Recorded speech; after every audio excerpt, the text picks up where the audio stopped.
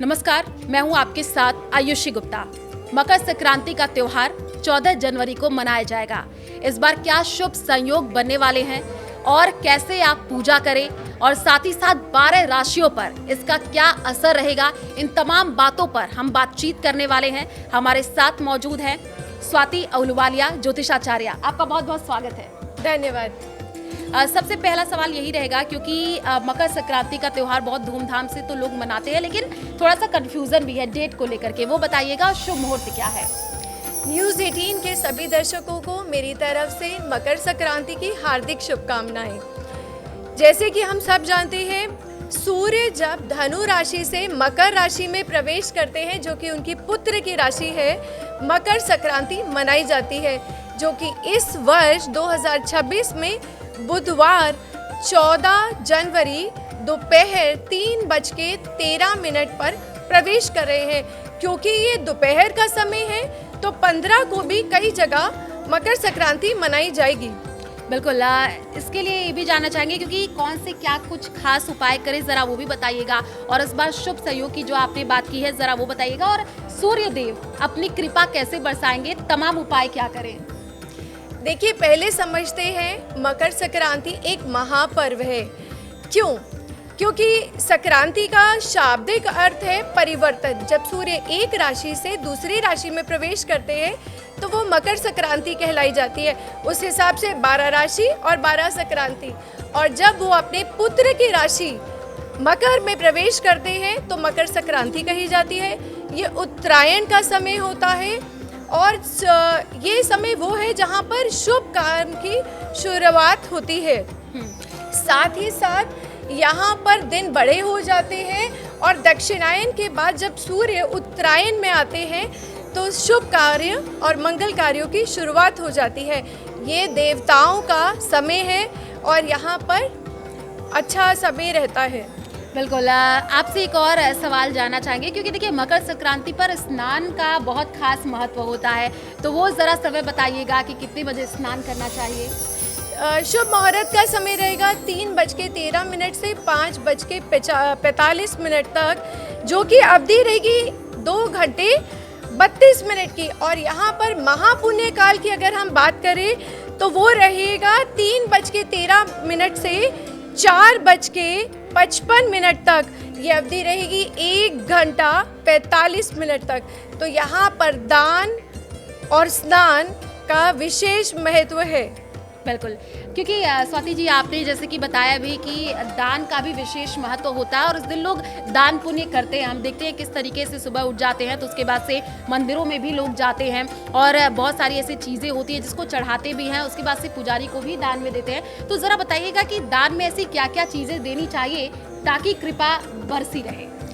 देखिए, यहाँ स्नान का महत्व क्यों है इतना, क्योंकि इसी दिन माँ गंगा भूमि पे राजा भगीरथ की इतनी पूजा और तपस्या के बाद अवतरित हुई। इसीलिए गंगा सागर का स्नान और उनके दर्शन का खास महत्व है। ये पुण्यकारी समय, और यहाँ तक ये भी कहा जाता है कि ये अनंत काल का समय आपको मोक्ष प्रदायिनी है। बिल्कुल, क्योंकि आपने इतने अच्छे तरीके से बताया मकर संक्रांति को लेकर के कि सुबह आप उठे तो किस तरीके से स्नान करें, किस तरीके से पूजन करें, क्योंकि इस दिन जिस कलर के आप कपड़े पहनते हैं उसका भी खास महत्व होता है। तो वो भी बताइएगा कि कौन सा कलर पहने जो कि शुभ हो। देखिए, विक्रम संवत के हिसाब से अगर हम देखें तो यहाँ पर गुरु का साल है, तो पीले वस्त्र का विशेष महत्व रहेगा इस दिन भी, क्योंकि उस दिन षटतिला एकादशी भी है, जो कि नारायण भगवान का प्रिय दिन है। तो आप उस दिन पीले रंग के वस्त्र धारण करें। और स्नान करते समय आप सुबह जब भी आप स्नान करें, अगर आपके लिए ये पॉसिबल नहीं है कि आप किसी नदी या गंगा में स्नान करें, तो आप ऐसा भी कर सकते हैं कि अपने घर में कुछ तिल और गंगा जल को अपने पानी में मिलाएं और आप स्नान करें। बिल्कुल, क्योंकि स्नान किया जाता है, उसके बाद से पूजन का भी हम देखते हैं किस तरीके से लोग करते हैं। और अमूमन देखा है कि क्योंकि मैं भी यूपी से हूँ, तो वहाँ पर क्या होता है, गोरखनाथ में खिचड़ी चढ़ाने का भी एक आपने देखा है रिवाज होगा, उसके बारे में ज़रा बताइएगा। देखिए, मकर संक्रांति को स्नान, दान और खिचड़ी के लिए प्रचलित है। यहाँ पर अलग अलग प्रांत में, जैसे अगर हम तमिलनाडु में देखें, दक्षिण भारत में ये पोंगल के नाम से, वहीं आसाम में ये माघ बिहू के नाम से, उत्तर प्रदेश और बिहार में यहाँ पर, क्योंकि यहाँ पर फसल की कटाई होती है, तो आप उसे खिचड़ी बनाना और खिचड़ी खिलाने के से प्रचलित है। और वही राजस्थान में पतंग उड़ाने के उत्सव से आप इसको देखते हैं। बिल्कुल, क्योंकि हमने देखा अलग अलग जगहों पर अलग अलग तरीके से इस त्योहार को मनाया जाता है। जैसे आपने बताया राजस्थान में पतंग उड़ाया जाता है, और यूपी में, बिहार में आप देखिए कि चूड़ा दही का भी रिवाज है, उस दिन लोग खाते हैं। यूपी में हमने देखा किस तरीके से खिचड़ी बनता भी है, तो अलग अलग चीज़ें वहाँ पर रहती हैं। अब आपसे जानना चाहेंगे, क्योंकि राशि अनुसार अब हम बात कर लेते हैं कि किस तरीके से वो दान करें ताकि उनकी किस्मत चमक जाए। तो पहले हम 3 राशियों की बात कर लेते हैं, मेष, वृष और मिथुन। थोड़ा थोड़ा करके बताइएगा। देखिए, उससे पहले मैं आपको ये बताना चाहूँगी कि ये महापर्व इस बार कुछ खास संयोग लेकर आ रहा है, क्योंकि यहाँ पर शर्तिला एकादशी भी उस दिन पड़ रही है, उसके साथ माघ मास और अमृत सिद्ध योग, साथ ही सर्वार्थ सिद्धि योग, जो कि एक त्रिवेणी संगम बनाता है। तो यहाँ पर आपके दान पुण्य का फल भी तिगुना ही आपको मिलेगा। तो आप कोशिश करिए, यहाँ पर जितना आप दान करते हैं तो वो अक्षय है। यहाँ पर स्वाति जी, अब बात कर लेते हैं राशियों के अनुसार कि आखिर वो क्या कुछ खास उपाय करें ताकि उनकी किस्मत चमके, और कैसे वो पूजा करें, उपाय भी बताइएगा। हम पहले 3 राशियों के बारे में बात कर लेते हैं, मेष, वृष और मिथुन। देखिए, अगर हम मेष राशि वालों की बात करें तो ये समय उनके लिए आर्थिक स्थिति के हिसाब से बहुत ही अच्छा समय है। साथ ही अगर वो कुछ निवेश करना चाहते हैं तो वो लॉन्ग टर्म निवेश कर सकते हैं, उनके लिए इस साल शॉर्ट टर्म निवेश के लिए नहीं है। साथ ही साथ यहाँ पर अगर उनका भूमि से या घर या वाहन से कोई भी जुड़ा हुआ काम अब तक रुका हुआ था तो वो बनने के लिए तैयार है। तो ये समय उनके लिए निवेश के हिसाब से बहुत ही शुभ है। यहाँ पर उनको ध्यान केवल ये रखना है कि इन्वेस्टमेंट को केवल लॉन्ग टर्म करें। ओके। उपाय की भी बात कर लेते हैं। उपाय के लिए आप उनको सूर्य देव की उपासना करें, ओम क्रीड़ी सूर्याय नमः, या फिर गायत्री हवन आप एक बार ज़रूर कराएं। यहाँ पर उनको कंबल, रेवड़ी का दान उनके लिए अति शुभ रहेगा। बिल्कुल, तो हमने बात करी है राशियों को, और आगे भी हम राशियों की बात करेंगे, तो ज़रा उसके बारे में भी बताइएगा कि किस तरीके से वो पूजन करें उस दिन।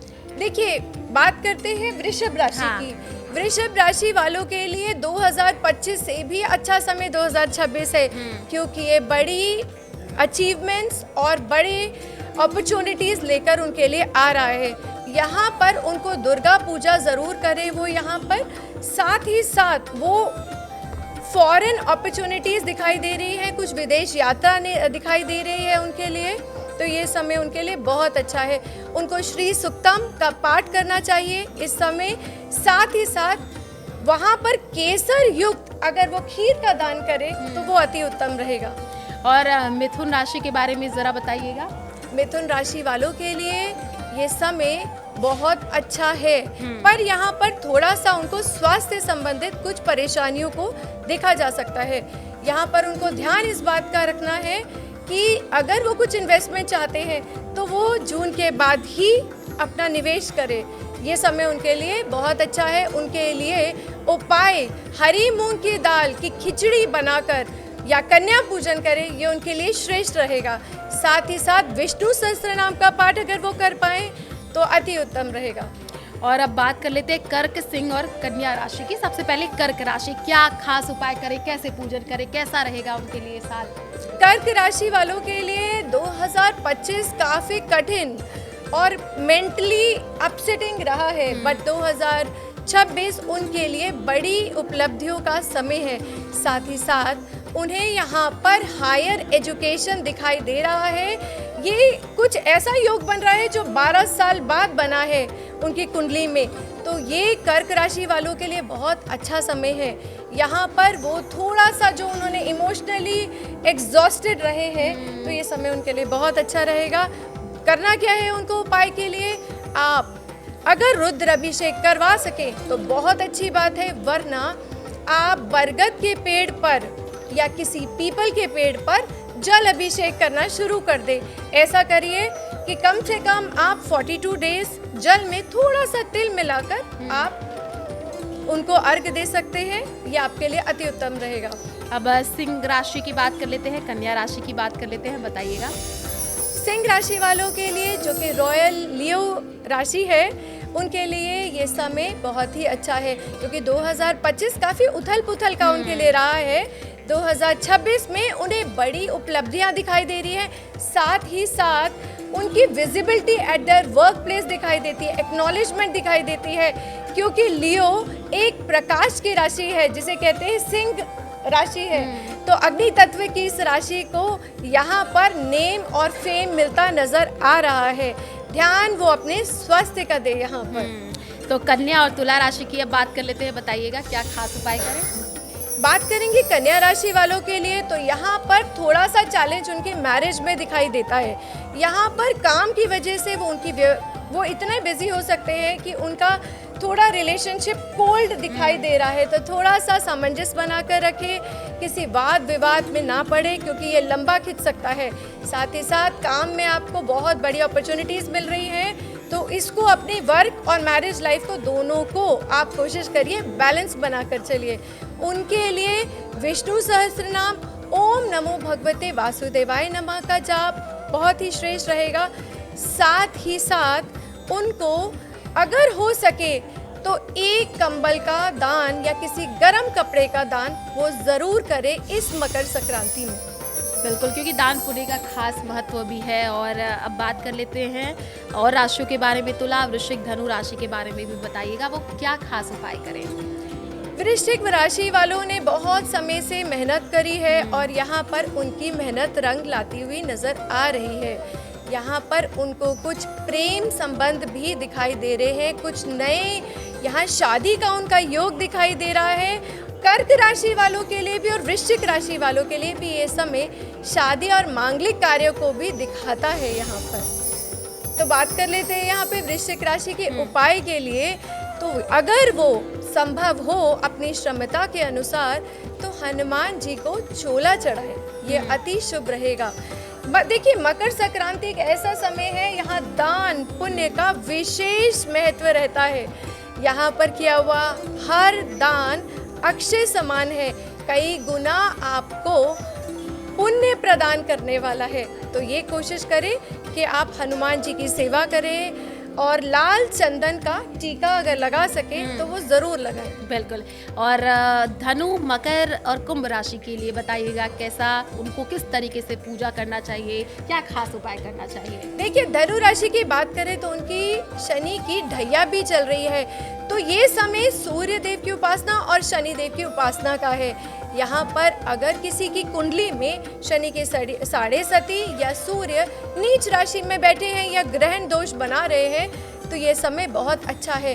अब बात करते हैं फिर से धनु राशि की, क्योंकि उनकी शनि की ढैया चल रही है, तो उनके लिए खिचड़ी का दान करना अति शुभ है। और यहाँ से उनकी जो समस्याएं रुकी हुई चल रही हैं, वहाँ पर आपको जून में आगे बढ़ती हुई दिखाई देंगी और साल के अंत तक उनको बहुत रिलीफ मिलता हुआ नजर आ रहा है। बिल्कुल। अब बात कर लेते हैं मकर, कुंभ, मीन राशि की, क्योंकि समय हमारे पास बहुत कम है, तो शॉर्ट में ही बताइएगा क्या खास उपाय करें। मकर राशि वालों के लिए ये समय बहुत अच्छा है, क्योंकि उनकी शनि की साढ़े सती उतर चुकी है और यहाँ पर उनके लिए निवेश के लिए, आर्थिक धन के लिए ये समय बहुत ही अच्छा है। और आप यहाँ पर किसी भी तरीके का यात्रा से आप कोई भी काम अगर आप यात्रा कर पाएँ तो ये आपके लिए बहुत अति शुभ रहेगा। वहीं बात कर लेते हैं कुंभ राशि के लिए, कुछ खर्चे बढ़ते हुए नजर आ रहे हैं। खर्चों पे अपने नियंत्रण रखिएगा, क्योंकि अचानक से कुछ खर्चे दिखाई दे रहे हैं यहाँ पर। साथ में आपको कुछ ना कुछ घर में थोड़ी सी समस्या, वाद विवाद की स्थिति बन सकती है, पर अच्छी बात यह है कि अगर कहीं कोर्ट लिटिगेशन का कोई प्रोसेस में आप हैं तो वो भी वहाँ पर आपका क्लोजिंग पर रहेगा, तो ये उनके लिए अच्छा रहेगा। कुंभ राशि वालों के लिए अगर एक उपाय है तो वो काले तिल ज़रूर दान करें। और आप जल में जब भी आप नहाएं, आप ज़रूर थोड़े से जल के अंदर काले तिल मिलाकर ज़रूर नहाएं।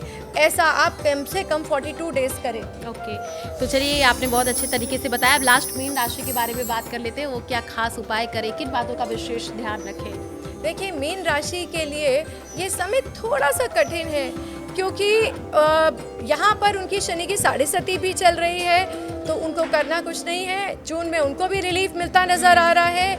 आपको करना यहाँ पर ये है कि थोड़ी सी रेवड़ी, थोड़ी से गज्जक, थोड़ी सी खीर और कंबल आप इस तरीके से किसी भी ज़रूरतमंद, यहाँ तक कि आप सुयोग ब्राह्मण को भी दे सकते हैं। उनके लिए मैं यहाँ पर ये भी कहूँगी कि पंछी को दाना और हरी घास का चारा अगर वो गाय को खिला पाएँ तो ये भी उनके लिए अति उत्तम रहेगा। क्योंकि जब भी हम दान की बात करते हैं तो दान में हम पक्षी, गाय, जानवरों को भी ज़रूर लेकर चले, क्योंकि ये मकर संक्रांति का समय है। बिल्कुल, क्योंकि आपने बहुत अच्छे तरीके से बताया कि मकर संक्रांति 12 राशियों के लिए भी किस तरीके से शुभ रहेगा और किन बातों का वो खास ख्याल रखें, क्या वो खास उपाय करें। मकर संक्रांति जैसे कि आपने पहले भी बताया कि अलग अलग राज्यों में अलग अलग तरीके से मनाया जाता है। स्वाति जी, आप बताइएगा, क्योंकि सोने चांदी का भाव ये कहा जा रहा है कि मकर संक्रांति यानी 15 फरवरी के बाद से ज़्यादा महंगा होगा। देखिए, विक्रम संवत 2083 ये समय है जहाँ पर राजा रहेंगे देव गुरु बृहस्पति, और अगर हम अंक ज्योतिष के हिसाब से देखें तो यहाँ पर सूर्य की भूमिका भी रहेगी। तो ये दोनों ग्रह जो हैं ये आपके मेटल्स के कारक ग्रह हैं। एक गोल्ड को रिप्रेजेंट करता है और एक कॉपर को रिप्रेजेंट करता है। यहाँ पर हम ये भूल नहीं सकते कि गुरु ग्रह अतिचारी है और साथ ही दशा कालस्य कारणम, दशा ही काल का निर्धारण करती है। यहाँ पर बहुत सारे ऐसे योग बन रहे हैं जहाँ पर गोल्ड फ्लक्चुएट करता रहेगा।